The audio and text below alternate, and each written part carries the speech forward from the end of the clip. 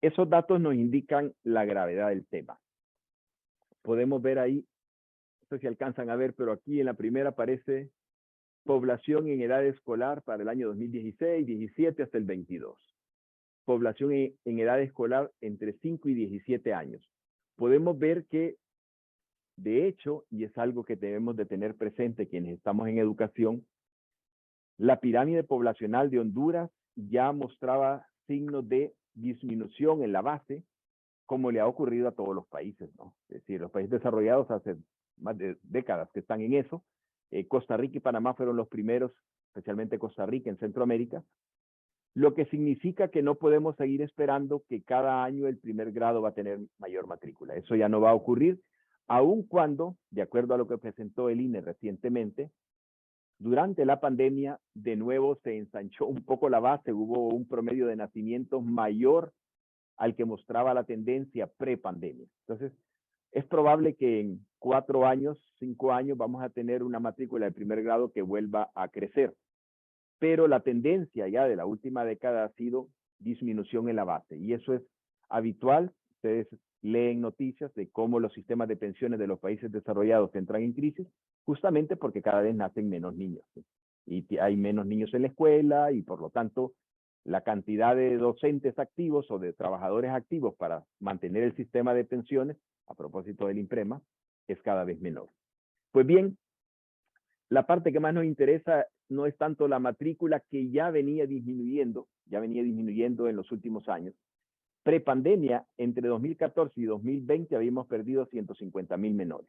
O sea, ya veníamos perdiendo. Eso no es algo de la pandemia. El sistema educativo nuestro, como todos sabemos, ya estaba en crisis.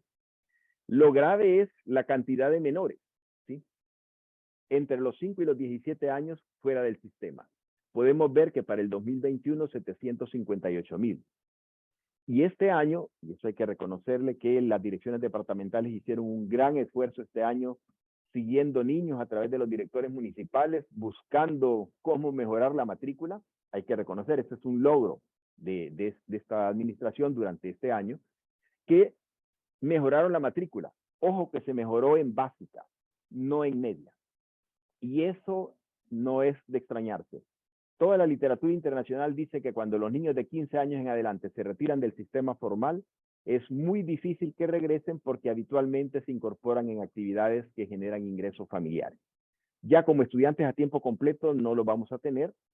Hay que desarrollar programas alternativos para que esos menores regresen los fines de semana o programas a distancia, etcétera, etcétera. Pero esa es una política necesaria para retomar con todos esos miles de menores de 15 en adelante que se nos retiraron durante la pandemia. Bien. World Vision, interesada en este problema de que tenemos, aunque hemos disminuido, tenemos más de 600,000 menores fuera del sistema y, como decíamos, en un país donde las oportunidades laborales son escasas, incluso las oportunidades para el emprendedurismo, porque nosotros escuchamos mucho del emprendedurismo, pero es que el emprendedurismo necesita un contexto de compradores. Si el 70 y pico % de familias viven en la pobreza, usted puede inventarse lo mejor del mundo y lo lleva a Costa Rica y lo venden. Pero en nuestra sociedad no hay quien lo pague. Entonces, en este contexto, realmente para estos 600 y pico mil menores fuera del sistema, están en riesgo social. Y es un riesgo social para ellos, también para nosotros, porque eso implica el riesgo de mayor delincuencia, mayor violencia social, etcétera, etcétera, en los años venideros. Interesado en el tema, entonces, Visión Mundial solicitó a la UPN este estudio, se hizo el convenio y lo acompañó y lo patrocinó. De manera que ellos plantearon 3 grandes preguntas de investigación que son las que vamos a responder. Primero, focalizar los esfuerzos. ¿Cuáles son los municipios del país que más matrícula han perdido? ¿Sí? Vean que esto es interesante porque toda la experiencia internacional demuestra que las políticas que se implantan a nivel de país, todos iguales, son poco efectivas, son poco eficientes, ¿sí? Las políticas tienen que ser focalizadas a quienes realmente lo necesitan. Entonces, ubicar los departamentos, los municipios, es importante. Vamos a ver que hay datos previos a la pandemia y datos de la pandemia. Luego, ¿cuáles son las razones por las cuales los niños y niñas son expulsados del sistema, por las cuales abandonan el sistema. Y la tercera, lo que decía Guillermo, los factores protectores. Esto es fundamental porque si identificamos factores protectores, entonces damos indicios de política pública o de intervenciones de la cooperación internacional en esas áreas en las cuales podemos evitar que los niños abandonen. Brevemente, la literatura internacional identifica dos tipos de factores. Yo supongo que, obviamente, mis ojos son malísimos, pero hay factores exógenos y factores endógenos. Vemos que podemos identificar en la literatura internacional factores exógenos al sistema que se refiere a pobreza, violencia social, falta de oportunidades laborales, que expulsan a los menores del sistema, pero que no son factores que dependan del sistema educativo. ¿Sí? Es decir, la DGDP no puede hacer nada por temas de pobreza, violencia social, etc. Pero sí hay factores endógenos que tienen que ver ya con lo que ocurre en el centro educativo, con las prácticas de los docentes, con la cultura acerca de cómo valora la educación, que estos factores sí son modificables directamente desde el sistema educativo, desde la Secretaría de Educación, desde las instituciones de la cooperación internacional. El estudio se desarrolló en 5 regiones. Se seleccionaron 5 departamentos, uno por región. En cada departamento se tomó la ciudad principal, una cabecera municipal y una aldea. De manera que hubo 3 tipos de comunidad en cada departamento seleccionado, cada departamento representando a cada región, y tenemos entonces 15 tipos de comunidades. La idea es que los factores protectores y los factores expulsores no necesariamente son los mismos en la gran ciudad, digamos, Tegucigalpa, San Pedro Sula, grandes Comayagua o Choluteca ciudad, que en las cabeceras municipales menores o mucho menos en las aldeas. Y por eso el análisis van a ver qué diferencia el peso de los factores según si es ciudad, una cabecera municipal de menor población o una aldea. Se trabajó con padres de familia, estudiantes dentro y fuera del sistema, se entrevistaron estudiantes fuera del sistema educativo, con maestros, por supuesto, directores de centro y directores distritales. Es un estudio quali quanti, tiene parte cualitativa y una parte cuantitativa, y se tuvo una muestra, digamos, de cierto, para dar una idea de que se trató de tener una cierta representatividad, no estadística, pero sí una cierta representatividad de las diversas, digamos, tipos de comunidades, diversos tipos de centros educativos que podemos tener en el interior del país. Tenemos ahí la muestra cualitativa, 10 entrevistas para estudiantes dentro del sistema educativo, pero con características de riesgo, o sea, estudiantes que fueron identificados como estudiantes que podían desertar el año pasado, ¿sí? También estudiantes que estaban desconectados del sistema, grupos focales con estudiantes con características de riesgo y directores municipales y distritales. Se hizo un amplio trabajo tanto a través de cuestionarios autoadministrados como de entrevistas. En general, los datos de cuántos son, pues el informe está en la página web de Visión Mundial, pueden bajarlo completo, la presentación también. Ah, perfecto.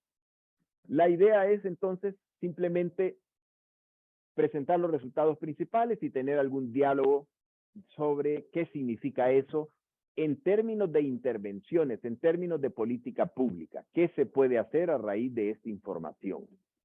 Bueno, la idea es, si queremos saber por qué niños y niñas abandonan el sistema educativo, pues la primera gran pregunta era, ¿cuáles son las zonas donde este problema es más grave? ¿Cuáles son los municipios que presentan las mayores caídas de matrícula durante la pandemia?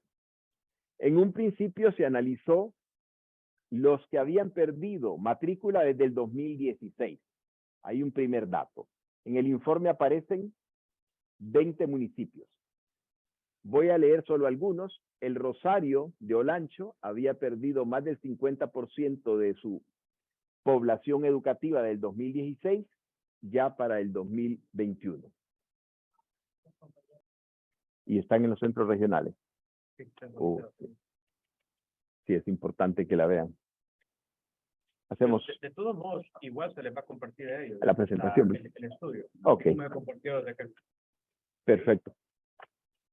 Bien, les decía que la pérdida de matrícula no es un problema de la pandemia.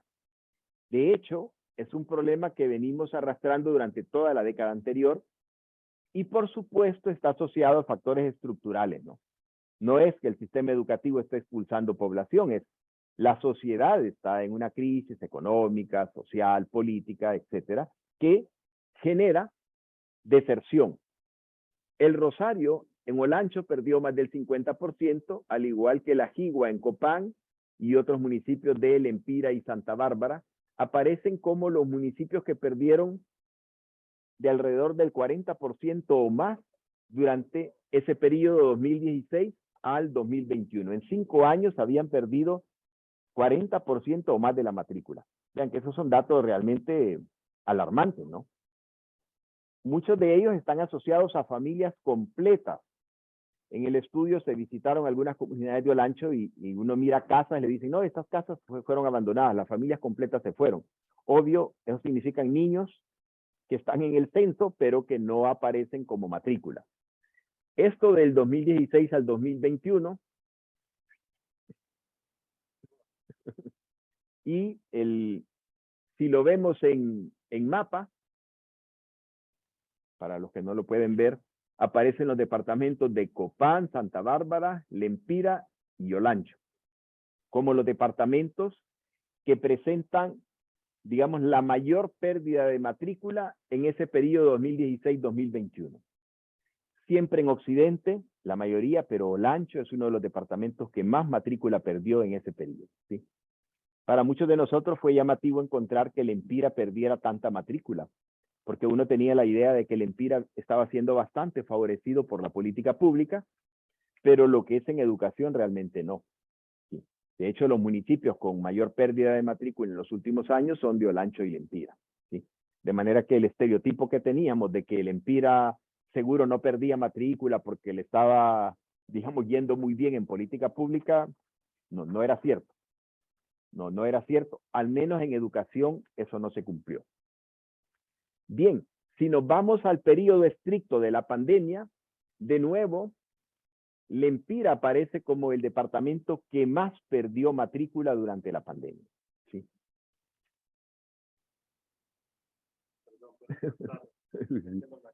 Sí, no, está bien, está bien. Y aparece también Copán, Olancho, Lloro, Santa Bárbara y Colón. Vemos que solo durante los 2 años de la pandemia, algunos municipios de Lempira perdieron más del 20%, o sea, 1 de cada 5 niños se le fue. Eso es una cantidad enorme, ¿sí? Ahora, aclaro algo. La pérdida porcentual de matrícula fue mayor en las zonas rurales, pero la pérdida total, bruta, en miles de estudiantes, fue la mayor, por supuesto, en Cortés, San Pedro Sula, Choloma, Tegucigalpa. Lo que pasa es que en términos porcentuales es menor, pero en términos de miles de estudiantes, las grandes ciudades son las que más perdieron. Particularmente donde no... Claro, y porque no abrieron. Mientras en las comunidades rurales el sistema semipresencial, ya el año pasado los directores, maestros, padres de familia se pusieron de acuerdo y operaron semipresencial en muchos municipios del país. Se hablaba de que más del 40% de los centros educativos de las zonas rurales estaban abiertos en forma semipresencial. En cambio, en las grandes ciudades, porque el riesgo del COVID era mucho mayor, nunca se abrieron. Y ahí es donde se perdió más matrícula, particularmente en nivel medio. Y es un problema que arrastramos ahora porque, si ustedes se fijan, la matrícula 2022 en media es menor que la del año pasado, que ya de por sí había perdido bastante. Si lo vemos en términos de mapa, aparecen ahí de nuevo Copán, Santa Bárbara, Lempira, pero aparece Lloro en lugar de Olancho en el periodo de pandemia. En todo caso, esos son los departamentos que más matrícula han perdido en los últimos años. Indicaría que grandes esfuerzos deberían hacerse en esas regiones donde las escuelas se están quedando con muy baja matrícula de menores. Eso nos respondería, digamos, la primera gran pregunta. La segunda es, ¿por qué abandonan? ¿Cuáles factores están funcionando como expulsores? Obviamente aquí tenemos factores que tienen que ver con la escuela, pero también factores estructurales. Aparece el acoso escolar. El acoso escolar que pocas veces aparece en los medios de comunicación. Ya en el 2017 nos aparecieron datos alarmantes sobre cómo eso hace que menores, sobre todo en el tercer ciclo, pero también de finales de segundo ciclo, abandonen. El acoso escolar es un factor de expulsión. Y obvio que en esta investigación, como está centrada en las razones de niños y niñas, solo se abordó el acoso escolar para los niños. Pero ojo que tenemos información de acoso escolar de menores de tercer ciclo y media a los docentes. Y es fuerte, impactante y es un fenómeno, digamos que está ahí medio oculto, pero que es grave, sobre todo en las grandes ciudades, pero también funciona en las cabeceras municipales. Sobre eso esperamos dar información a inicios del otro año. El desinterés en actividades escolares es interesante porque los estudiantes de noveno grado en adelante plantean que no les interesa seguir estudiando y es un porcentaje que anda por el 24% de los que están afuera. Dato del INE. Ese coincide con el nuestro, pero el INE lo hizo a nivel nacional y hay casi un 24% de los menores que están fuera de esas edades que expresan que no tienen interés. No tienen interés porque sienten que lo que les van a enseñar no es interesante para ellos y tampoco les va a servir para insertarse en el mercado laboral. Vean que es un cuestionamiento fuerte a qué estamos ofreciendo, sobre todo en media. ¿Sí? Al final ustedes saben que la educación básica se supone que está orientada a la formación ciudadana, pero la educación media, para todo lo que van a los famosos BTP, debería de ser una formación que los menores vieran como una oportunidad para incorporarse al mercado laboral. Obviamente esto no tiene que ver únicamente o exclusivamente con la Secretaría de Educación, porque si la economía está en recesión, pues las oportunidades laborales no surgen. Por muy bien preparado que salga el muchacho, al final son las empresas las que generan el empleo. La falta de conectividad durante la pandemia, obviamente, y ojo que eso afectó más en las ciudades que en las zonas rurales.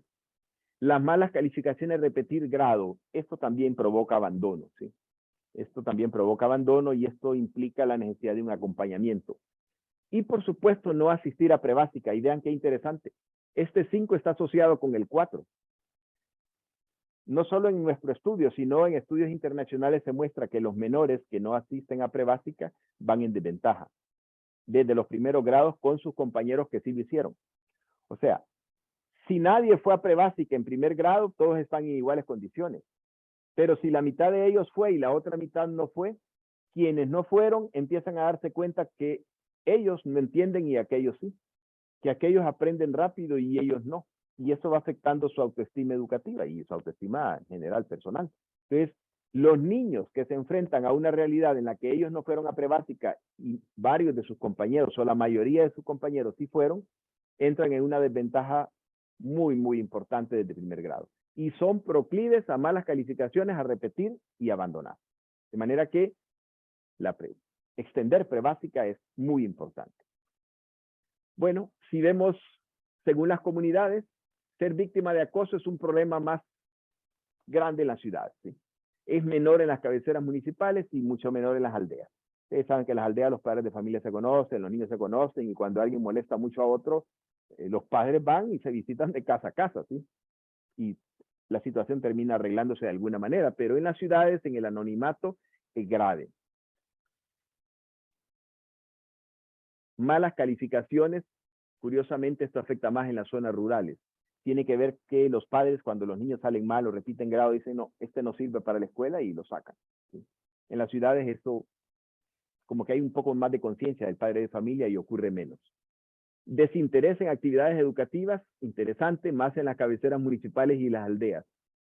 No miran que estudiar media o incluso que estudiar noveno grado les sirva mayor cosa a ellos. Ellos hablan de necesitamos emigrar porque no hay oportunidades de trabajo, de nada nos sirve seguir estudiando, Cuentan testimonios, mi hermana se graduó, estuvo buscando empleo años y ahora yo ya soy tío y mi hermana nunca encontró trabajo.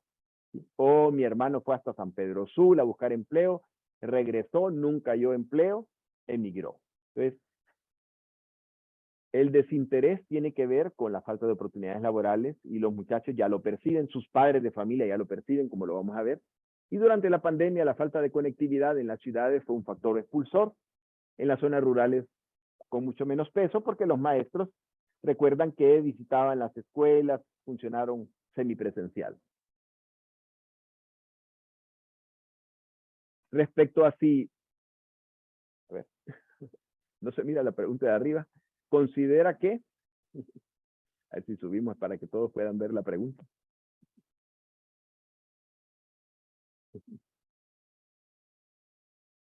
Que mejor ahí. Considera que el acoso escolar es una situación que influye mucho para que algunos menores abandonen. Bueno, pueden ver un tercio de los directores, pero más de la mitad de los docentes consideran que es un factor expulsor fundamental. ¿Sí? El acoso es un factor expulsor. No solo lo expresan los niños, sino docentes y directores. Los directores aparecen con menos porcentajes, pero recuerden que los directores no están en el aula viendo las situaciones. Es el docente de aula el que percibe. ¿Sí? Entonces, y de ellos, más de la mitad dicen que eso es un factor expulsor. En nuestro centro educativo eso ha sido causa de que algunos menores se vayan. Bien.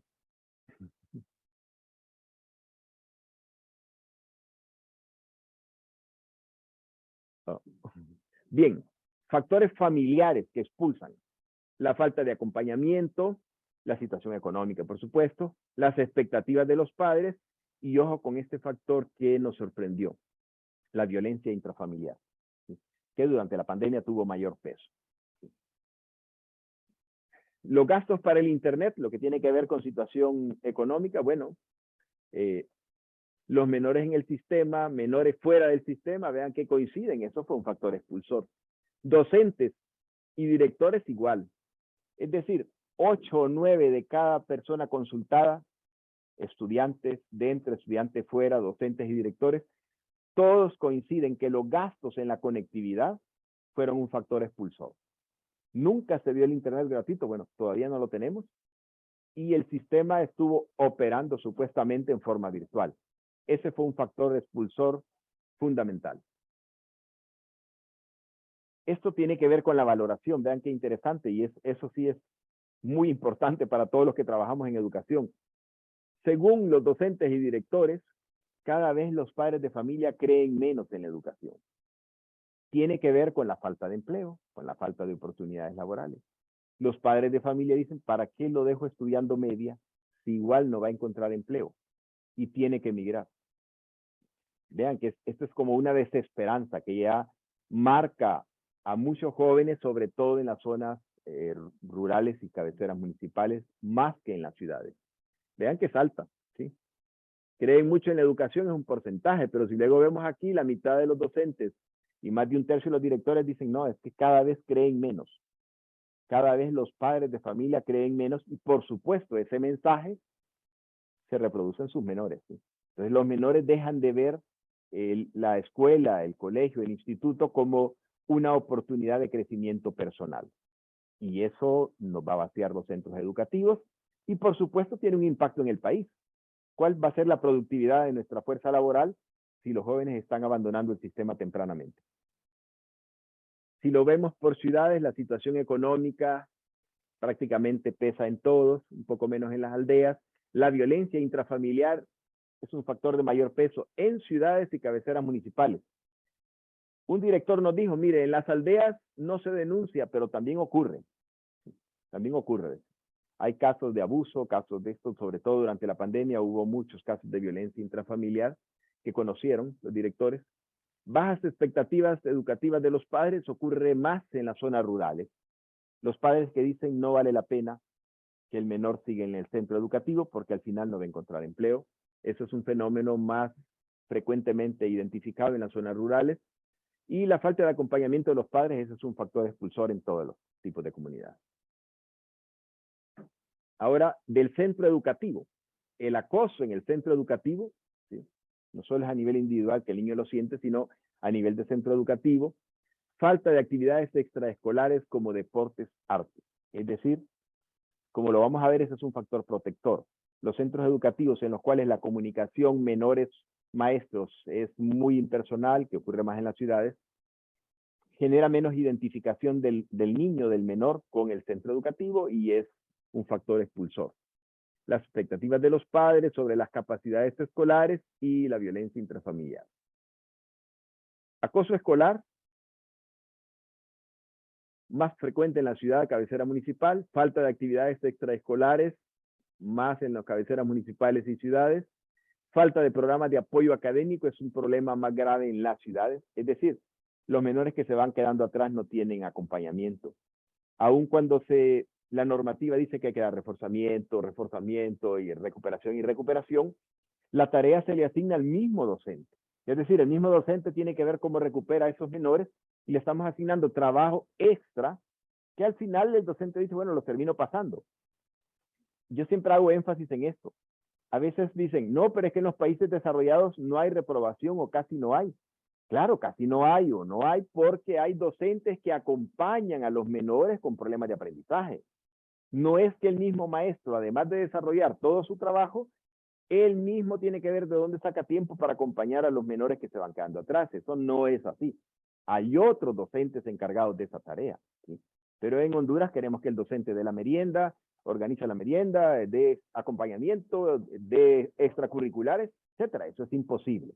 Eso es imposible. Y eso es algo que hay que tener claridad para que la política pública aproveche todos esos docentes que tenemos sin empleo y puedan acompañar y hacer este tipo de tareas. Porque esto es un problema que genera deserción, sobre todo ya en tercer ciclo y sobre todo en las ciudades y cabeceras municipales. Algunas prácticas docentes de enseñanza, de evaluación y disciplina también generan abandono. Y esto sí tiene que ver con la DGDP, el de acompañamiento, la capacitación, la forma de evaluación, ¿sí? También generan. Ustedes conocen que este tema de las evaluaciones semestrales ha dado mucho problema en los BTP, que ahorita se está reformulando eso para evitar que a medio año se vayan. Aquí el riesgo es no caer en regalar las notas para que todos pasen, porque entonces no aprenden, ¿cierto? Entonces hay que mantener un equilibrio entre una evaluación que nos ayude y les exija, porque como todos sabemos, y esto no es de Honduras, sino que esto es parte de la biología humana, si no nos exigen, no damos nuestro mejor esfuerzo. Entonces, decía un hijo de un compañero de trabajo de la pedagógica cuando el señor ministro don Marlon Escoto, ¿se acuerdan cuando se implementó la evaluación continua y todo esto? Entonces, un hijo de un docente, compañero, amigo, parte del equipo investigador, le dijo, papi, si ya dijo el ministro que nos tienen que pasar a todos. Y él estaba en una bilingüe de las reconocidas, de élite, pero él pensaba que a todo mundo lo tenían que aprobar. Entonces comentábamos, si él en una bilingüe piensa eso, que no pensaran en la pública. Obvio, los muchachos al final, el mensaje de esas evaluaciones es, nos tienen que pasar al final. Así es que nosotros no tenemos que esforzarnos. Ese es un riesgo, de manera que en esto hay que tener mucho cuidado, porque si no caemos en el otro extremo, ¿sí? Que porque no se nos vayan, aprobémoslos a todos y generamos un ambiente, digamos, poco constructivo para el docente y los niños que sí quieren aprender. Los centros educativos cerrados provocaron abandono durante la pandemia, sobre todo en las ciudades, ¿sí?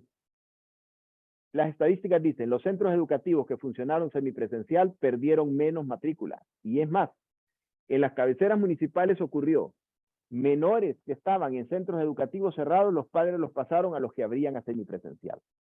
Los padres buscaban las escuelas donde estuvieran yendo aunque sea 2 días a la semana. Eso ocurrió durante la pandemia, obviamente. Bien, el estudio tiene una perspectiva de género y la idea era ver si las niñas estaban siendo más afectadas por estos factores. Pero no es así. De hecho, nosotros ya podemos decir que los afectados son los varones. Si ustedes se fijan, de la matrícula inicial, que es era un poco mayor, esta es una cohorte del 2010 al 2021, ¿sí? Y vamos viendo la matrícula grado con grado. Había menos matrícula inicial en primer grado en el 2010, pero cuando llegamos a 5 años después, en sexto grado, queda el 75% de las niñas siguen en el sistema, pero solo menos del 70% de los varones están. Ya hay 5 puntos porcentuales de diferencia en sexto grado. Es decir, el abandono escolar, lejos de ser un problema discriminatorio para las niñas, en Honduras se ha invertido. En las entrevistas los padres de familia dicen, no, si tengo que sacar a alguno de los niños para que este año no estudie, saco al varoncito, no saca a la niña. Y si no tiene para que siga estudiando después de 9º grado, deja a la niña y saca al varón a que trabaje. De manera que ahora la discriminación se nos ha invertido, ¿sí? Si pueden ver, en 9º grado queda el 54% de las niñas originales y 10 puntos menos, el 45% de los varones, ¿sí? Bueno, la diferencia, y si ustedes tienen contacto con las aulas, uno mira en media y hay más niñas que niños, y ni hablar en la universidad, ¿verdad? Ni hablar en las maestrías. Ustedes se han fijado que en las maestrías uno tiene 5 y 20. Es decir, hay una mayoría femenina absoluta, lo que nos indica que los cargos de jefes, en el futuro cercano vamos a tener jefas en todos lados, porque cada vez son mucho más mujeres con maestría, con doctorado, que varones. Eso, creo que todos ustedes que han estado en las maestrías en la universidad se dan cuenta. No es solo la pedagógica, que la pedagógica tiene un promedio de 70-30, 70 mujeres, 30% hombres, pero no solo la pedagógica, usted va a las privadas, va a la nacional y hay mayoría de matrículas femeninas, ¿sí? Sea en pregrado y es más marcado todavía en posgrado. De manera que el problema del abandono no es un problema que esté afectando más a las niñas. El abandono, sobre todo ese que se suspende un año, que el padre dice, este año no los puedo poner a todos, voy a sacar a fulano, es niño de familia pobre, pero varón. Es mucho menos, digamos, marcado en las niñas. Es raro que a la niña la retiren un año. Bien, factores protectores, quizás lo que más nos interesan para la política pública. Factores protectores de nivel individual. Obviamente hay habilidades académicas, que están asociadas también a haber hecho prebásica, ¿sí? Que aparece acá. Las buenas calificaciones, el interés en actividades escolares. Pero cuando el menor tiene alguna dificultad de aprendizaje, y aquí vamos a la falta de acompañamiento, que repito, en Honduras se entiende que el acompañamiento de los niños con problemas de aprendizaje que salen mal en los exámenes, tiene que darlo el mismo maestro en alguna hora de trabajo, que a veces lo que ocurre es que le quita a los otros tiempo para atender a los que están un poco atrasados. O tiene que trabajar horas extras, pero eso en las ciudades es casi imposible, porque el maestro pasa full de un trabajo a otro, tiene pocos espacios libres, ¿sí? Para hacer su ingreso medianamente decente. Entonces, esto del acompañamiento hay que tener cuidado, porque los niños que tienen alguna dificultad de aprendizaje, o a veces niños que perdieron 1 semana, 2 semanas por enfermedad, por un problema familiar, quedan en desventaja y no hay quien le acompañe. Porque, repito, aquí se ha creído que el mismo docente de aula tiene que ver como nivel a todo mundo, y eso es imposible. Eso no es la política exitosa, ¿sí?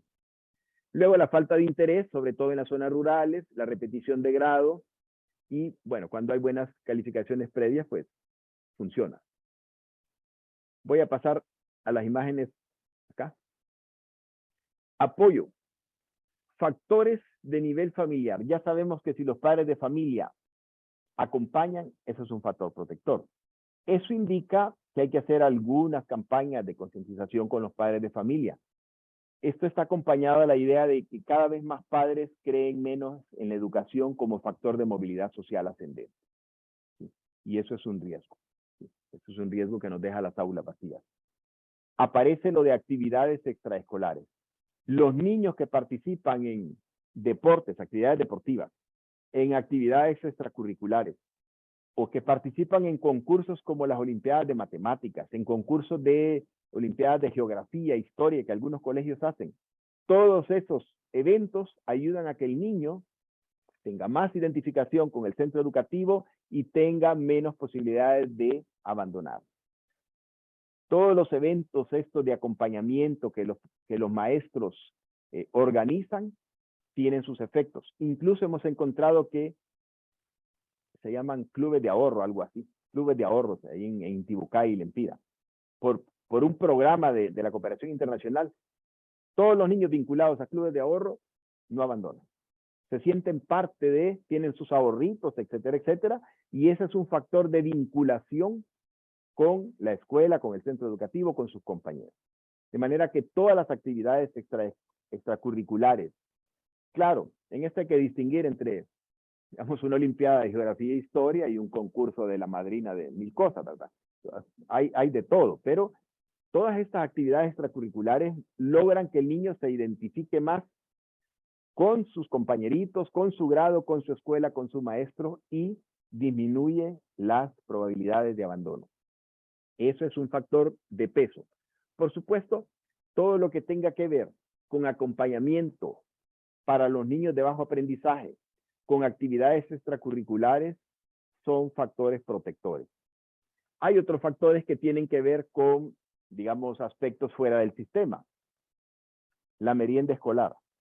Está demostrado a nivel internacional que la merienda escolar en nuestros países tiene un factor y un peso sobre la deserción muy, muy grande. Lamentablemente este año no se logró organizar hasta muy recientemente, pero eso, distribuir una buena merienda es un factor que hace que los menores regresen. ¿Sí? El ejemplo de Lula en Brasil es probablemente el ejemplo insigne en América Latina. Millones de niños regresaron con una buena merienda y un almuerzo además. ¿Sí? El vaso de leche inicial.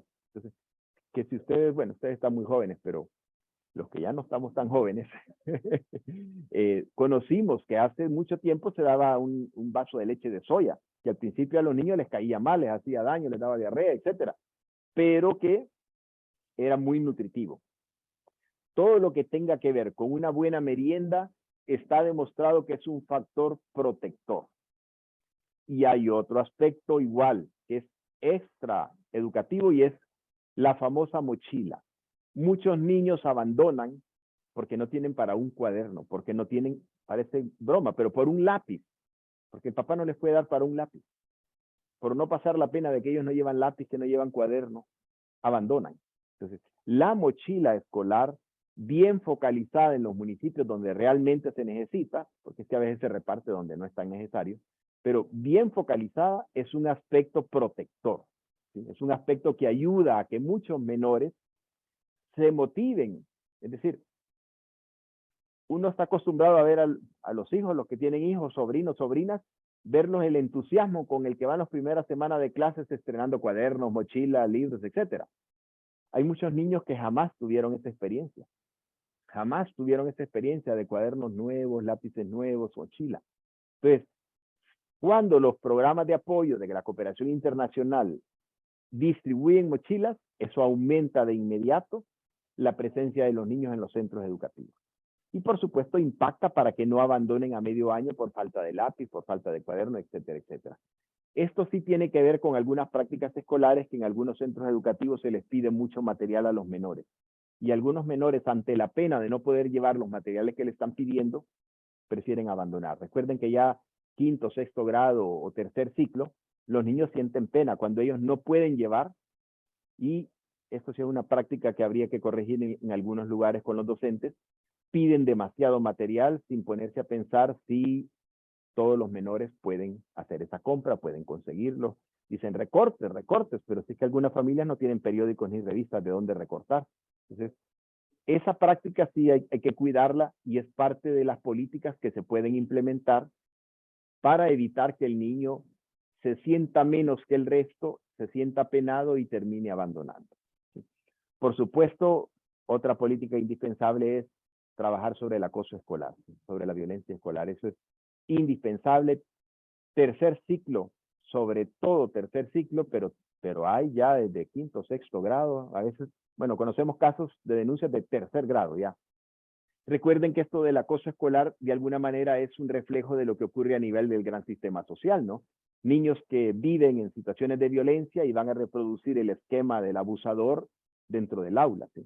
Entonces, esa violencia social termina reflejándose adentro del aula y está provocando mucha deserción. Pero ojo, probablemente el otro año, en tipo febrero, podamos ofrecer datos, pero hay otro tipo de acoso que no se está visibilizando y es el de los estudiantes, de tercer ciclo y media principalmente, a los docentes, especialmente a las docentes, ¿sí? Tenemos denuncias de imágenes vulgares, insultos de todo tipo a las maestras porque dejan mucha tarea, porque aplazaron, etcétera, etcétera, ¿sí? Entonces, ese es otro tema que hay que cuidar en la política pública. No solo hay acoso, no solo hay violencia entre los estudiantes. Ya en el 2017 teníamos un dato que más o menos en el 11% de los centros educativos a nivel nacional había habido durante el año 2017 casos de amenazas o incluso daños, violencia contra docentes. En el 11% de los centros educativos ya en el 2017. Ahora, si se aplica en el 2022, 5 años después, si logramos aplicar los instrumentos, vamos a tener datos. Es muy probable que eso haya empeorado. Es decir, en el imaginario de muchos menores de tercer ciclo y media, es el docente el que los aplaza y debe ser castigado porque le está afectando sus derechos en el entendido de ellos, ¿sí? Y ese malentendido a veces se maneja muy mal en los medios de comunicación. Al final los menores se sienten con derecho a que los tienen que aprobar como sea y responden violentamente contra, sobre todo contra las docentes, pero también contra varones, cuando salen reprobados. Entonces, ese es otro tema sobre el cual se necesita política pública y tiene mucho que ver con la evaluación, con cómo evaluamos, pero cuál es el mensaje que mandamos. Porque a veces, yo le digo que es la pedagogía del todo regalado, de que los niños creen que, o terminan creyendo, que su único esfuerzo es asistir. Y que de ahí la responsabilidad de salir graduados es del docente. Y ese es un mensaje muy dañino para ellos y por supuesto para la práctica de docentes. Hay miles de docentes hondureños que viven día a día ese acoso, ese malestar de adolescentes que molestan, que incomodan, que irrespetan y tienen que aguantarlos para que no se pierda la matrícula, para que el director no los regañe, etcétera, etcétera. Entonces, ese es un tema muy delicado que la DGDP, como la encargada de la formación de los docentes en servicio, debe de auscultar, entender, ver qué se puede hacer, porque de hecho, no es como ocurre en Estados Unidos, que miles de docentes no regresaron después de la pandemia. A nosotros nos va a terminar ocurriendo que muchas docentes van a ver en la profesión de tal riesgo que prefieren abandonar, ¿sí? Porque realmente dan miedo las imágenes que les envían, ¿sí? Bien, ese es el factor de violencia de expulsión. Al final, hay algunas recomendaciones que tienen que ver con factores exógenos y endógenos, que eran lo que estábamos hablando. Distribuir útiles escolares, la merienda, mejorar la valoración de la educación por parte de los padres de familia y jóvenes.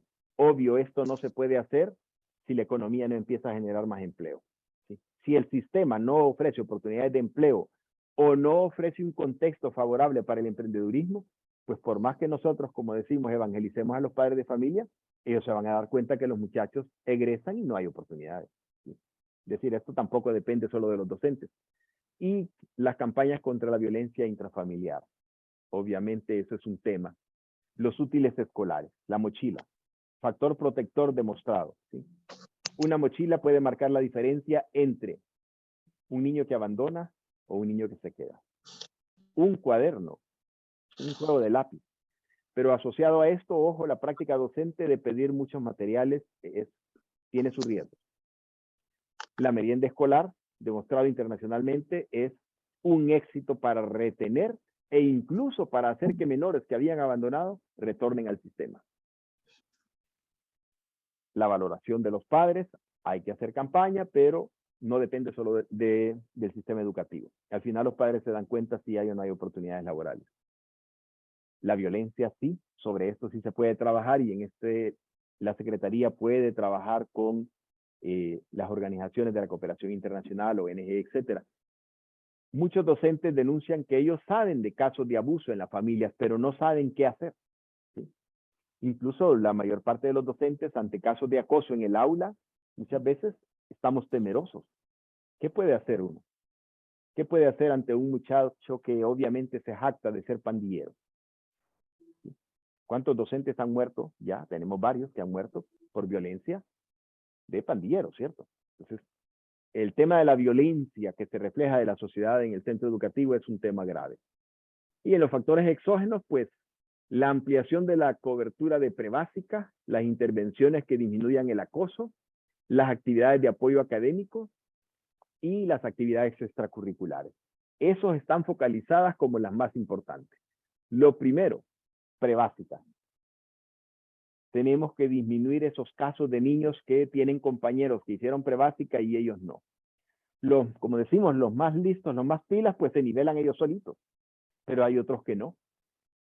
Hay otros que se sienten inferiores porque ven que ellos entienden menos, se van quedando atrás. Y eso les va marcando toda su trayectoria educativa y terminan siendo los que abandonan. Esto no solo en Honduras. Hay estudios internacionales que demuestran que ese problema ocurre en muchos países subdesarrollados. El acoso, este es un tema fundamental. Obviamente, para la DGDP el reto es ¿qué podemos ofrecerle a los docentes para ayudarles a controlar el acoso? ¿Cierto? Obvio que las políticas tienen que venir de más arriba, pero la DGDP debería ver cómo apoya a los docentes para que sepan qué hacer en estos contextos. La mayoría de nosotros jamás recibimos un curso, una conferencia sobre qué hacer en los casos de acoso. ¿Sí? Sobre esto es un reto. El apoyo académico que les decía es necesario, pero es necesario desde el punto de vista de acompañar a los docentes, no recargarles, que además de la merienda, además de distribuir la mochila, además de hacer los concursos, además de desarrollar sus clases, además vea de dónde saca tiempo para acompañar a los niños con problemas de aprendizaje. ¿Sí? Aquí es donde se requieren políticas públicas de otros docentes sin trabajo que puedan hacer ese acompañamiento. ¿Sí? Y que ahí sí nos puedan nivelar y evitemos la reprobación, la repetición y la deserción. Sí, sí. No hay cuidado. Bueno, ya la clausura, dice. Se trabó. Ah, perdón, se trabó. Ok. Las actividades extracurriculares que les señalaba, todo lo que tenga que ver con concursos académicos, desde hace años, y esto es un problema de la misma pedagógica, hay pocos concursos académicos, pero hay muchas reinas y princesas de belleza de mil cosas. Pero concursos académicos de historia, de geografía, los de matemáticas, sí, mucho orgullo, sí organizan sus olimpiadas y las mantienen. Pero ese tipo de eventos provoca identificación de los niños y además les incentiva al buen desempeño. En muchos centros educativos ya ni siquiera se identifica el cuadro de honor y eso es algo que motiva a los menores, el reconocimiento al buen desempeño.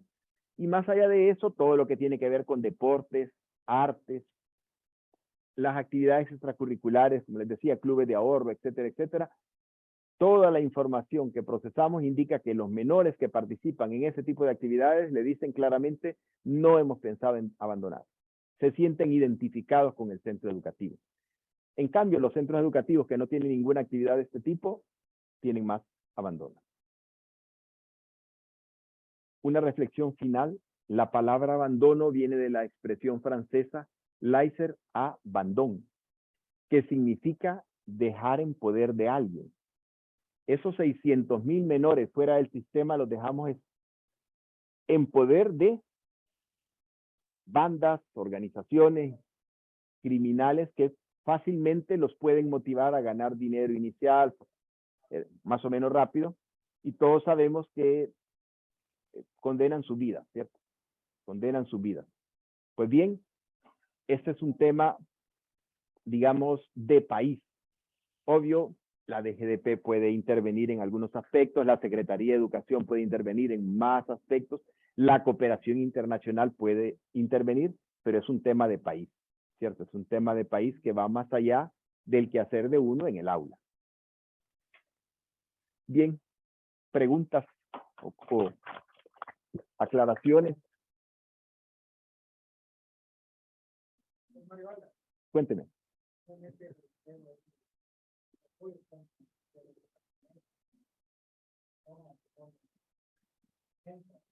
Gracias, gracias. El de aula.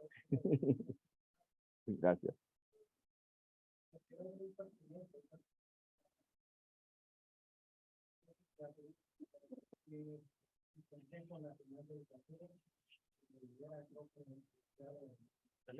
Alexis. Sí, estuvo en la presentación inicial. Sí.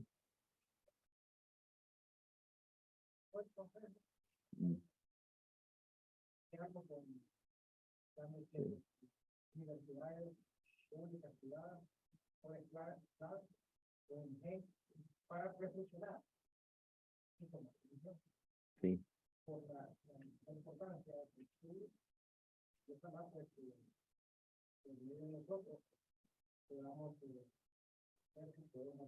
Incluir.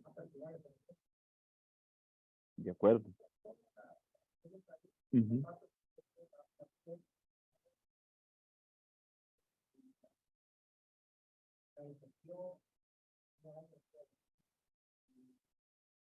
Vamos a ver.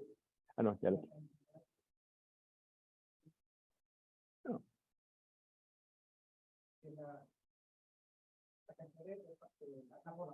Ah, ok, sí, sí. El INE. Y de hecho, este es un tema, bueno, es un tema bien interesante porque hace poco el colega sociólogo este que está a cargo del INE, ¿cómo se llama? Eugenio, sí, Eugenio, colega, amigo. Eugenio presentó datos. Y vean, en Honduras tenemos un problema grave sobre las proyecciones de población. Si ustedes recuerdan, los últimos 2 censos, no uno, sino que 2 censos, han sido mal hechos. ¿Sí? Han sido mal hechos porque, como todos sabemos, por problemas de corrupción, en lugar de contratar a todos los encuestadores que se debían de contratar, en esos censos se buscó que los colegios mandaran a los estudiantes de último año de bachillerato y todos sabemos que a las casas de nosotros nunca llegaron y en un censo tenían que llegar absolutamente a todas, ¿cierto? Y hacerse muy organizado el mismo día, etcétera, etcétera. Los 2 censos han sido malos. El último tardó meses en venir una comisión de Argentina de expertos en estadística para ver cómo medio corregían los datos. Luego, en la última década, la inmigración ha sido muy fuerte, de manera que a veces uno proyecta que hay, por decir, 5,000 niños fuera de la escuela en un municipio, y cuando uno llega, el alcalde le dice, no, hombre, si esos niños ya no están acá, ustedes están hablando de niños que ya no los tenemos. Entonces, hay un problema de coherencia de datos que se están corrigiendo. La CEPAL, desde el año pasado, está trabajando en ver, obvio que necesitamos un censo, pero en ver cómo se corrigen las estadísticas a partir de las miles de familias que han emigrado y que por supuesto los niños ya no están. Porque lo que ocurre con estas proyecciones es que todas esas casas desocupadas que visitamos en las comunidades que decían, no, mire, ahí ya no existe, esa familia ya no está, etcétera, todos esos niños aparecen en el censo y aparecen como que están fuera del sistema, pero en realidad ya están fuera, es cierto, están fuera del sistema, pero es que están fuera del país. ¿Sí? Y ya, entonces, el esfuerzo que se hizo ahora en las direcciones departamentales y municipales al inicio, a mediados de año, de que anduvieron buscando de dónde sacaban la matrícula para tratar de mejorarla, y de hecho la mejoraron, nos decían muchos, hombres, es que ya no hay. Ustedes dicen que tenemos miles fuera, pero aquí ya no hayamos, dice. Tiene que ver con la inmigración y con el censo mal hecho. Entonces, hay ahí digamos, un desajuste que se espera que se corrija. Todo el mundo espera que en esta administración gubernamental se haga el nuevo censo, porque se necesitan buenos datos. Ahora, aparte de eso, si usted mira los datos del PNU, del INE, normalmente la pirámide de un país, decimos pirámide, pero realmente es un triángulo, es en 2 dimensiones nada más. La imagen de un país subdesarrollado, su pirámide de población que le llamamos es simplemente como un triángulo de base ancha, ¿cierto? En los países subdesarrollados, pero en la medida en que la población empieza a tener menos tasas de fecundidad, la parte angosta va subiendo. Y por ejemplo, si uno mira la de los países de Europa Central, nada que ver, la parte de abajo es bien angosta, se ensancha como a los 30, 35 años y ahí vuelve a hacerse angosta. Eso es normal, porque en la medida en que la población mejora sus niveles de educación, etcétera, etcétera, las tasas de fecundidad disminuyen. Probablemente todos ustedes y sus padres provienen de familias numerosas, pero ya ustedes ya como bajaron la cuota, ¿va? Entonces, ya va bajando la cantidad de menores. Bueno, no todos, obviamente hay algunos que, obviamente no todos, pero sí. Bueno, un dato que dio a conocer Eugenio es que durante los 2 años de pandemia, la tasa de inscripciones de nacimientos aumentó a la del 2019 y 18.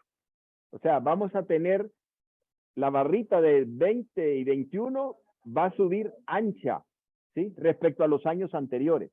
Hubo más tasa de natalidad. La tragedia ahí es que hay mucho embarazo adolescente, hubo mucho embarazo adolescente. Entonces, no es simplemente que mejora, tenemos más niños para primer grado, pero es que tenemos adolescentes que están marcando sus vidas porque se convirtieron en mamás a una edad en la que deberían de estar estudiando, construyendo su futuro. Entonces, son datos del INE.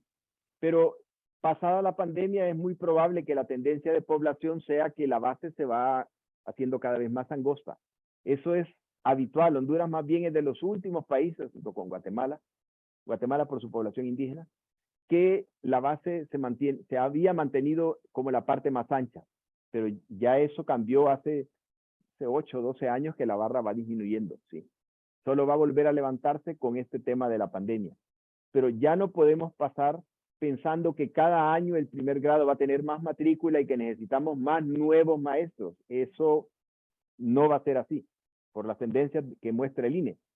Y por eso, cuando la barrita de abajo de 0 a 4 años va haciéndose más angosta, el mayor impacto en la calidad de la educación no lo tiene la pedagógica o la carrera de pedagogía del UNA. En esos casos, lo que impacta más directamente es la formación en servicio. Y por eso el rol de la DGDP va a ir creciendo en importancia. Es decir, si tenemos 55,000 maestros en servicio y ya solo vamos a estar sustituyendo a los jubilados y esto, porque el crecimiento va a ser, siempre se requieren más maestros, ¿verdad? Por las escuelas unidocentes, bidocentes, etcétera. El acompañamiento que debería de darse, siempre va a haber crecimiento de docentes, pero no va a ser como en los años anteriores. Entonces, si queremos impactar en la calidad de la educación, DGDP y las instituciones que forman o que ayudan a la formación en servicios son las que van a tener más impacto. Y por eso el rol de la DGDP seguro va a crecer como institución, va a crecer su impacto en el sistema educativo. Obvio que esto es, así como funcionamos en Honduras, esto va a tardar unos años en que se asuma y se le empiece a dar todo el financiamiento que requiere.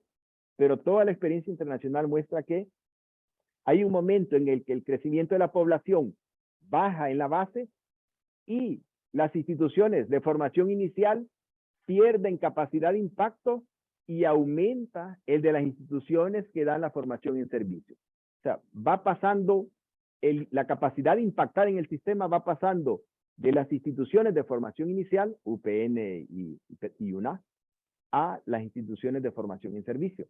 Y probablemente eso va a implicar en el mediano plazo una institución que tiene que crecer, que tiene que ver de dónde recursos, etcétera. Probablemente a Guillermo no le han ofrecido nada todavía, pero ese es el rol a futuro, ¿sí? Ese es el rol de la DGDP. En unos años, su rol va a ser mucho más importante que los maestros nuevos. La UPN tiene asumido que cada vez va a tener que formar menos maestros y de más calidad. No necesita seguir formando miles. ¿Sí? Ya no necesita, porque el país no los va a requerir. Necesita formar mejores docentes, que es otra cosa. Pero de aquí a que esos mejores docentes se incorporen al sistema y empiecen a impactar, lleva tiempo. En cambio, la DGDP actúa directamente sobre los docentes que están en el aula. Entonces, el impacto es inmediato.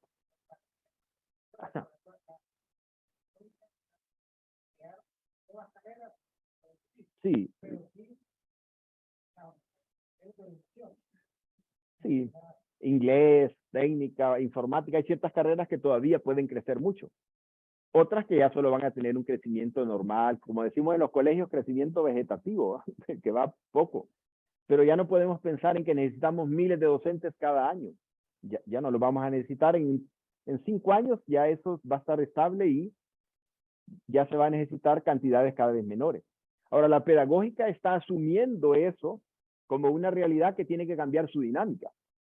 Ahora, el tema es cómo convencer en la Secretaría de Educación que la DGDP va a necesitar más recursos, más personal, más tecnología, porque obviamente tampoco es que ustedes van a poder capacitar a 50,000 maestros presenciales. ¿Sí? Para eso están los MOOCs, para eso están todos estos sistemas virtuales. Pero la capacidad de incidencia de ustedes necesita ser fortalecida. En el estudio de Suma aparecía que ustedes tenían, me acuerdo si eran como acuerdo cuántos eran, si eran 90 y pico capacitadores, o sea, formadores a nivel de país. ¿Cuántos tienen? Por ahí andan, ¿verdad? Creo que es pero centenario.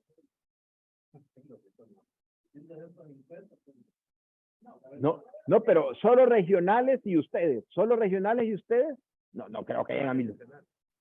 Sí, de personal que se encargue de ir a capacitar.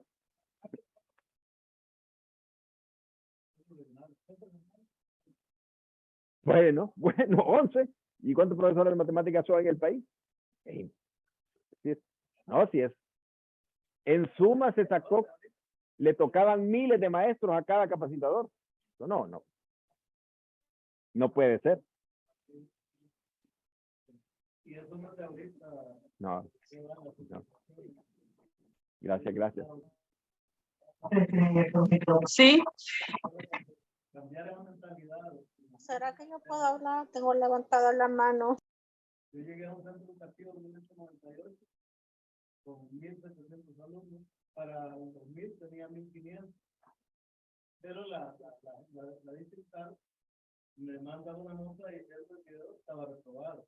Porque la meta de la dirección distrital era aumentar en un 10% la matrícula.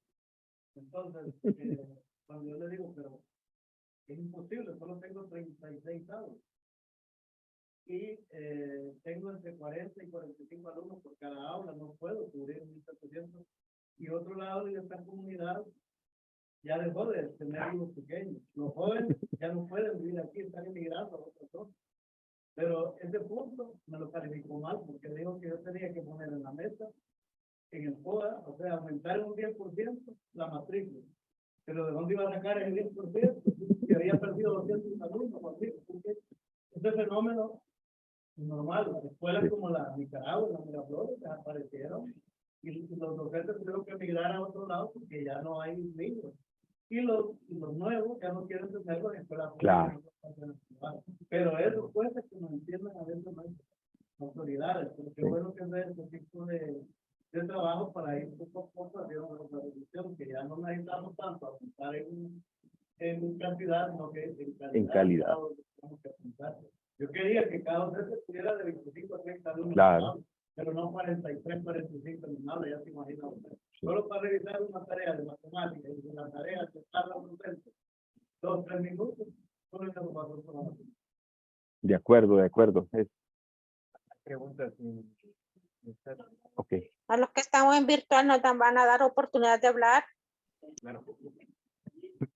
Siempre bienvenido. Gracias. Nosotros el inicial y el permanente, porque uno pasa retos y otro viene de diferentes grupos, toca trabajar en esa dinámica. Pero también quería aprovechar que la licenciada Diana Mora está teniendo la palabra ahí. Eso iba a decir yo ahorita. Ella está aquí diciendo que le va a dar la palabra. ¿Será que me escuchan? Adelante, licenciada Diana. Haga su consulta. Muchas gracias. Buenos días a todos y felicidades al doctor Alas, mi maestro, por esta presentación. Más que una pregunta, quiero hacer un comentario con respecto a lo que nosotros como DGDP podemos impactar y es en los factores que inciden desde el punto de vista pedagógico. Y precisamente Yo la estoy escuchando. Recientemente estuvimos haciendo un estudio donde consultamos también a los educandos y en muchos momentos nuestros educandos nos decían que se aburren en las aulas, que los profesores solo saben dictar, que los profesores solo saben poner trabajos en grupo, pero que no los revisan. Entonces esos son detalles que como DGDP tenemos que ponerle el dedo en la llaga, porque también puede ser un factor que excluye a los educandos para continuar estudiando. Eso es un punto. Y por el otro lado, también considero que en el tema de socioemocional y prevención de violencia, estoy muy de acuerdo con usted que tenemos que trabajar en ese tema. Ya se hizo algo, pero creo que no ha sido suficiente. Y como usted bien lo mencionó, no son cosas que no únicamente atañen a la Secretaría de Educación, sino que tiene que ser un trabajo integral interinstitucional e intergubernamental para que se pueda dar alguna mejora en ese tema. Entonces, más que es reflexionar sobre ese punto, que como como DGDP estamos obligados a cambiarle esa metodología que los docentes están trabajando. Todavía seguimos con metodología que ya no responden al contexto. Lamentablemente voy a dar un ejemplo personal. Tengo a mis hijos en una escuela privada donde ahorita les acaban de decir prohibidos celulares, cuando en 2 años de pandemia nuestros niños estuvieron trabajando con ese recurso, pero que ahora la escuela lo ve como un enemigo. Entonces son cosas que debemos de trabajar desde la DGDP y, como bien dijo el doctor Alex, impactar en los que están en servicios, porque esto cuando ellos quieren, cuando los docentes quieren y quieren mejorar, podemos impactar, porque ese es otro factor con el que hay que trabajar fuerte, y lo hemos visto en carne propia, como hay docentes que por más que se les forme, su forma de trabajar, su estrategia metodológica, su didáctica sigue siendo la misma. Entonces, sí es un buen camino que hay que trabajar, hay que desarrollar. Y también estoy de acuerdo con el hecho de que el que da reforzamiento no debería de ser el mismo docente que le da, porque posiblemente el niño no aprenda, no porque no pueda aprender, sino que no le entiende al profesor.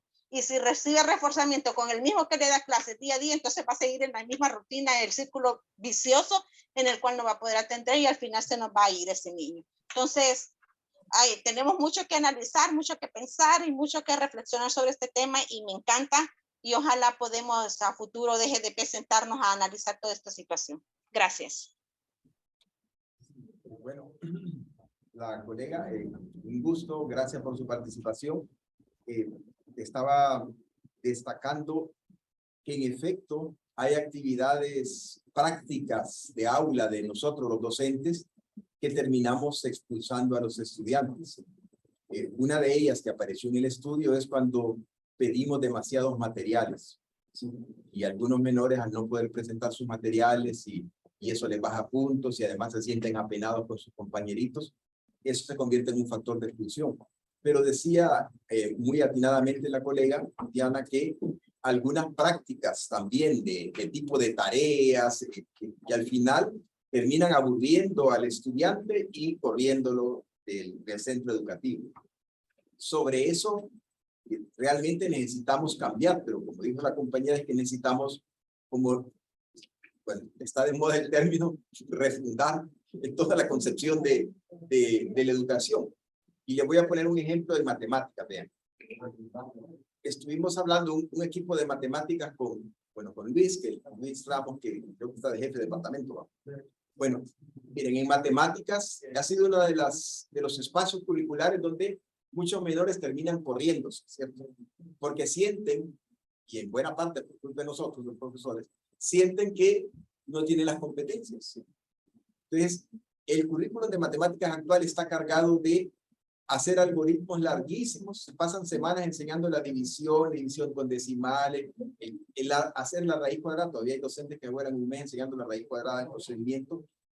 Son, digamos que son contenidos que los países desarrollados abandonaron hace años, porque lo que interesa no es que el menor sepa hacer, por ejemplo, el procedimiento de sacar una raíz cuadrada manualmente. Ni nosotros los profesores lo hacemos nunca, ¿sí? Tenemos la calculadora, raíz cuadrada y ya. Lo que interesa es que el niño entienda qué es una raíz cuadrada de 1. ¿Por qué 2 es la raíz cuadrada de 4? ¿Por qué 3 es la raíz cuadrada de 9? Etcétera. Que entienda el concepto y sepa ocupar la calculadora. Lejos de lo que dijo Diana de prohibir la calculadora, si ustedes se fijan, o el celular, en los países desarrollados utilizan toda la tecnología, porque al final lo que interesa es el razonamiento. Mientras nosotros les ponemos 10 sumas y restas, uno mira los ejercicios de PISA y le dicen, usted quiere viajar del punto A al punto B. Si va por vehículo, es esto, tanto la gasolina, tanto esto y esto. Si va en tren, es esto y esto. Si va en avión, es esto y esto. Haga los cálculos y valore cuál es la mejor opción desde este punto de vista. Es aplicar a la vida diaria los conceptos matemáticos en lugar de detenernos a ver, memorizar aquel algoritmo, ¿se acuerdan? Dividir decimales. ¿Cuánto tiempo invierte un maestro en enseñarle a un niño a dividir decimales?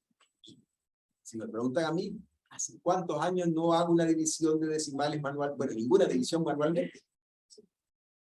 Lo que interesa es el concepto, manejarlo y aplicarlo. Entonces necesitamos realmente una revisión curricular, revisar el currículum, esperamos que se haga pronto, revisar la formación inicial, porque son docentes de la pedagógica los que terminan mal invirtiendo el tiempo en eso, y por supuesto ustedes con los docentes en servicios, para cambiar ese chip de que lo que interesa es que aprendan a razonar y aplicar lo matemático en la vida y no conceptos abstractos que no van a aplicar nunca.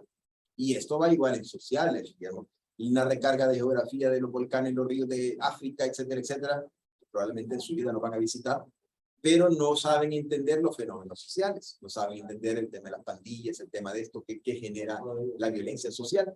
Entonces, igual el de nosotros sociales está bien cargado de geografía, poca historia interpretativa, poco de sociología, etcétera. Entonces, todo el currículo necesita ser reformado y por supuesto eso implica reformar a los docentes, formación inicial, y lo más importante son ustedes. ¿Cómo cambiarle el chip a los maestros en servicio? ¿Cómo hacerle ver que se necesita un cambio en el concepto de lo que están aprendiendo? En el año 2020 se publicó un estudio internacional, creo que fue la UNESCO, sobre una revisión curricular en América Latina, y la gran conclusión es: los currículos de América Latina son enciclopédicos. Quieren que los niños sepan desde los últimos insectos hasta los últimos volcanes, pero aplicar los conceptos, eso nos enseña. Y entonces cuando vienen las pruebas internacionales, no nos va bien, porque no sabemos aplicar, sabemos memorizar cantidad de datos. Entonces, la recomendación general es que toda América Latina necesitaba revisar sus currículum, volverlos más aplicados, menos enciclopédicos. Y Honduras, ni hablar. Hace años Teams nos dijo que la biología nuestra de ciencias naturales es biología y biología es memorización. Pero los procesos de razonamiento para física, para química, muy poco atendidos. Entonces, ya varios organismos internacionales nos han dicho que tenemos de revisar el currículum y no lo hemos hecho. Y ahí, una cosa es cambiar el documento y otra cosa es cómo hacer que el docente que esté en el aula aplique el nuevo currículum y lo aplique bien. Y ahí es donde la DGDP tiene un papel fundamental. ¿Sí? Pero todo eso se requiere realmente. Ella hablaba de esas malas prácticas, hablaba de ese currículum y de cómo los docentes podemos marcar la diferencia también sobre el niño se quede en el aula o abandone. Ella mencionaba un tema, Perdón. ella mencionaba el tema sociocultural también. Sí. Importantísimo porque nos volvemos muy académicos, ¿verdad? Morir el libro, bueno, antes, ahora un poco menos, pero agarraban el libro y era terminar el libro, y tengo que terminar el libro, no importa. Entonces, estas situaciones, creo que mucho, no sé, acá dentro del grupo, pero muchas personas no vemos a permanecer en la escuela precisamente por ese tratamiento que el docente le da al estudiante en el aula. Y como madre me ha sucedido que yo me he esforzado con mi hijo haciendo tarea y le pregunto, ¿qué te dijo la maestra? Nada. Te digo que qué lindo estaba, cuando estamos hablando de los grados más bajos. No, la puso con rojo así bien grande. Bueno, entonces esas cuestiones es importante, ¿verdad? Porque son factores precisamente que de repente antes, licenciado, no sé si mi experiencia es muy corta, pero no había escuchado sobre esos temas, de los factores expulsores, los retenedores de los niños en la escuela, que es necesario que los estudiemos y que los inventemos. Y de hecho, el día que escuché la presentación de allá en el hotel, me llamó mucho la atención porque precisamente se está trabajando en el tema de la estrategia de información docente para el año 2023. Y sería un buen tema, puede ser, el de bregar en el tema socioemocional, de que maestros no vean solamente el tema de cubrir los contenidos, sino también darle el valor humanístico o el valor humano que tienen los niños, sobre todo en las escuelas públicas, donde también en las escuelas privadas que tienen tantas necesidades. Y necesitamos de afecto. A veces decimos, ¿por qué no saludan? Porque están malcriados, ¿por qué no saben de lo que viene? Y si en el aula tampoco se lo... De acuerdo, ese tema debió haberse abordado este año, pero no se abordó. Es decir, los niños regresaron a las aulas como que no había pasado nada, ¿cierto? Es decir, ustedes no tuvieron la capacidad, y no la tienen, con el personal que tienen es imposible, de preparar a los docentes a nivel de país sobre cómo iban a recibir a los niños. Si había un cierto protocolo de qué había que hacer, cómo identificar niños que vienen maltratados, etc. Es imposible para ustedes con los recursos que cuentan. El recurso humano no les alcanza ni para Francisco Morazán, creo yo, pero menos para todo el país. Pero ese era un tema vital que había que abordar y que debe de abordarse, la salud socioemocional de los menores. Entiendo que hay un proyecto que Germán Moncada está trabajando en eso, para tratar de construir un test adaptado a Honduras, que después los docentes, que no se requiera psicólogos, sino que los docentes puedan aplicarlo e identificar casos. Ahora, después viene el problema, ¿qué hago con los casos que identifico? Porque orientador, psicólogos, educadores especiales, es decir, la pedagógica viene graduando educadoras especiales hace años, y las escuelas no tienen educadoras especiales. Quieren que el mismo maestro atienda a los niños con necesidades especiales, atienda a los niños con aprendizaje lento, atienda al resto y además organiza la merienda, organiza, etc. Eso es imposible. Y eso es algo de política pública. Es algo de política pública. Es imposible.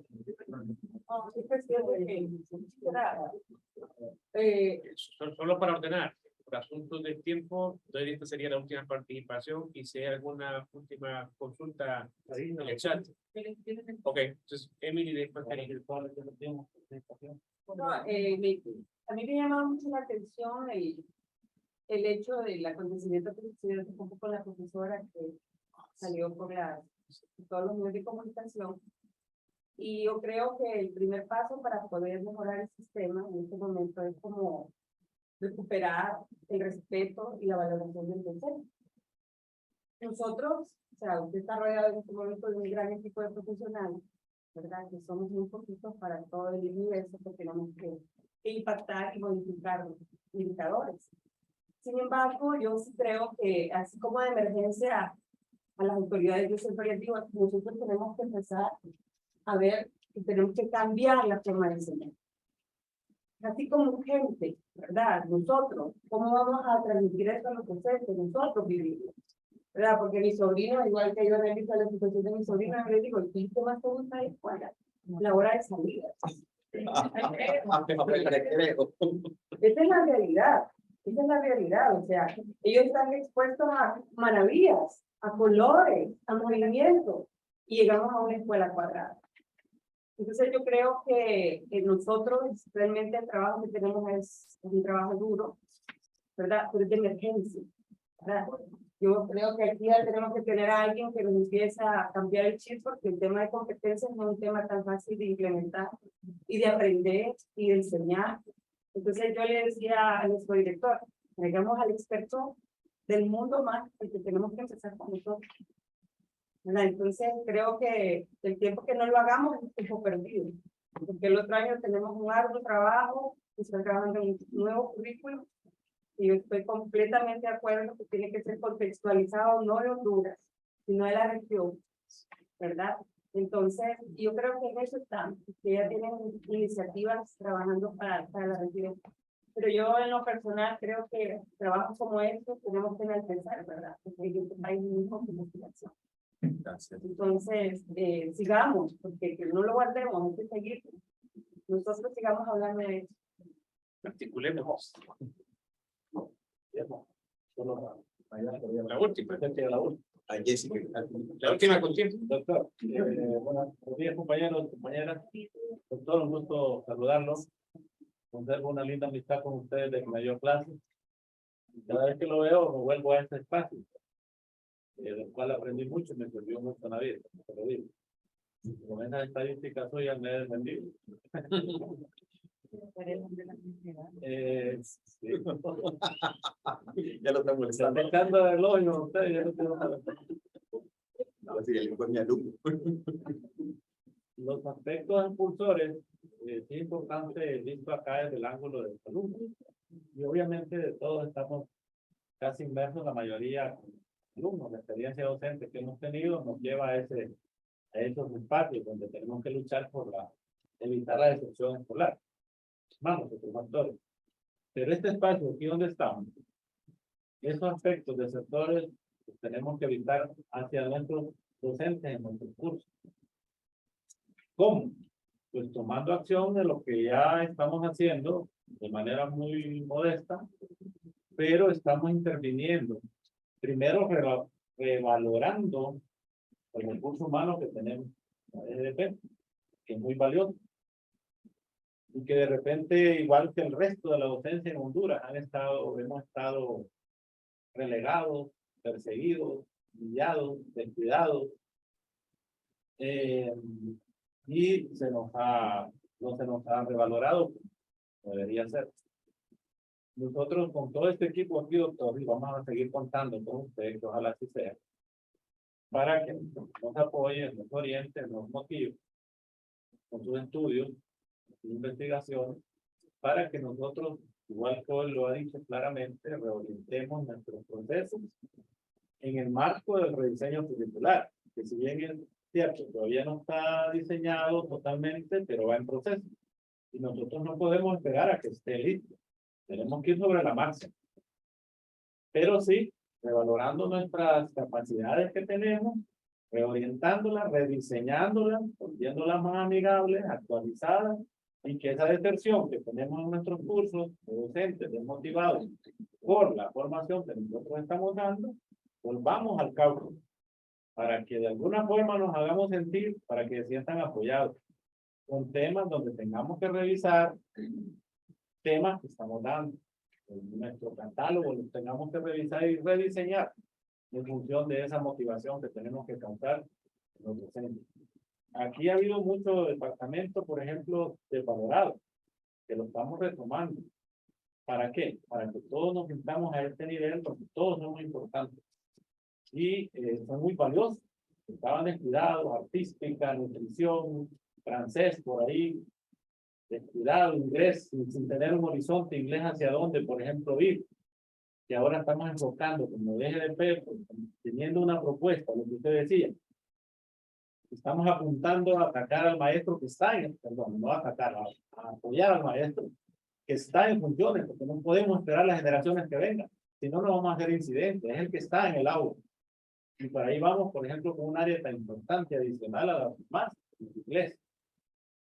Ya tenemos perfilado una propuesta para enseñar el inglés a los maestros que están en el aula para que lo transmitan, lo desarrollen con los alumnos.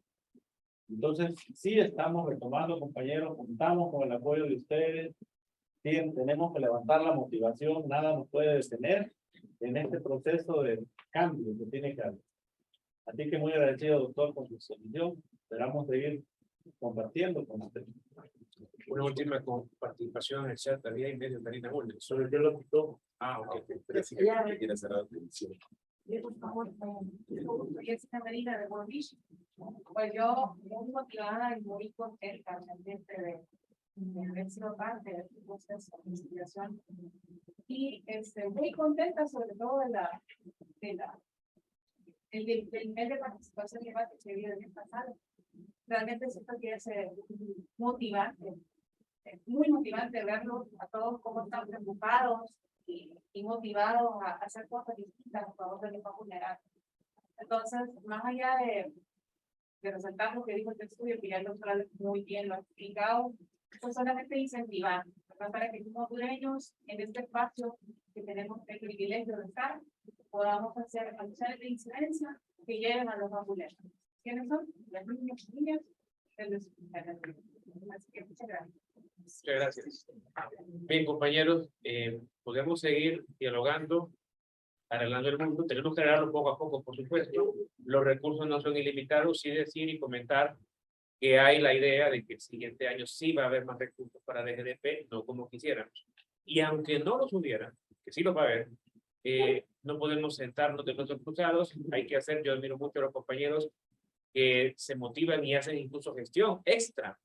Incluso a nosotros, por ejemplo, Fanny ha hecho una extraordinaria gestión para levantar el laboratorio de alimentos. Yo sé que otros también lo están haciendo y lo van a hacer. Nosotros mismos estamos teniendo relación con los cooperantes, tratar de solidificar y ampliarlas. Y los recursos, si no los conseguimos directamente de Supervisión Nacional, será a través de estas manos amigas, por ejemplo, World Vision con estos estudios, con articulación, por ejemplo, el proyecto de inglés, que tiene ya adelantado los textos, con los cuales estaríamos haciendo esa labor de trabajo que mencionaba Aventura. Así que eso no nos desanima. Lo que nos anima es el amor por nuestro país y el deseo de cambiar las cosas, aunque solo dejemos cimientos, pero cimientos sólidos para una mejora de la calidad educativa de nuestro país. Gracias y despedimos con un fuerte aplauso. Y